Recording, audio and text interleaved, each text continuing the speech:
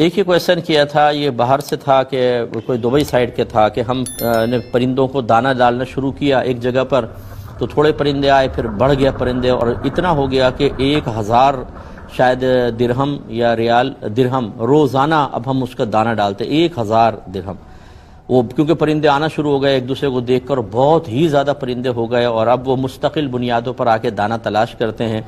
اب وہ تذبذب کے عالم میں ہے، نہ ڈالیں تو پرندے پریشان ہوں گے اور ڈالیں تو روزانہ کا 1000، وہ کہتے ہیں دوستوں کو ملا کے ہم کرتے ہیں، لیکن اب ہم سوچتے ہیں کہ پرندوں کو ڈالیں یا اتنا انسانوں کو دے دیں تو کیا حکم شرع ہوگا۔ دیکھیں مسئلہ یہ ہے، اللہ تبارک و تعالیٰ نے واضح طور پہ فرمایا کہ وَمَا مِن دَابَّةٍ فِي الْأَرْضِ إِلَّا عَلَى اللَّهِ رِزْقُهَا، زمین پر چلنے والا کوئی جاندار ایسا نہیں جس کا رزق اللہ کے ذمہ کرم پر نہ ہو۔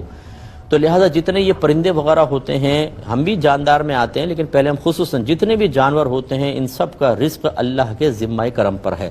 وہ کبھی تو آپ کے دل میں خیال ڈال کر آپ کے ذریعے رزق دلوا دے گا، اور اگر آپ نہ ڈالتے یا آپ سے پہلے کیا تھا، وہ پرندے کیسے زندہ تھے، کیسے چڑیا روزانہ نکلتی ہے، کہیں نہ کہیں سے اس کو ملتا ہے، کبوتروں کو ملتا ہے، چیل کو، کووں کو، بھوک سے مرتے ہوئے تو آپ بہت ہی کم دیکھیں گے کوئی پرندہ مرا ہو۔ اس کا مطلب اللہ تعالیٰ کہیں نہ کہیں روزانہ ان کے اسباب بناتا ہے، تو آپ اس کے مکلف نہیں ان کو رزق کھلانے کے، اللہ تبارک و تعالیٰ نے اپنے ذمہ لیا ہوا ہے۔ اگر آپ بیچ میں انوالو ہوتے ہیں تو ٹھیک ہے، پھر آپ بھی کر سکتے ہیں۔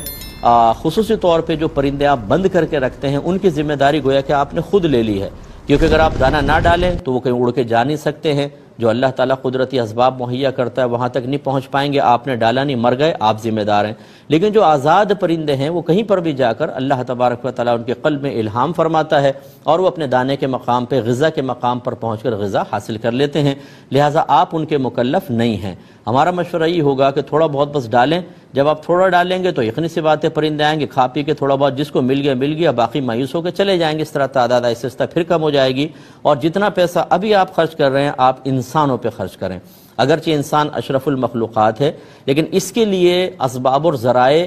وہ نہیں ہوتے جو جانوروں کے ہوتے ہیں، کیونکہ ہم میں تزکیہ نفس بھی ہوتا ہے، عزت نفس بھی ہوتی ہے، دیگر مسائل بھی ہوتے ہیں، اس وجہ سے انسانوں کی کفالت انسانوں پہ ڈالی گئی ہے، آپ انسانوں کو دیں۔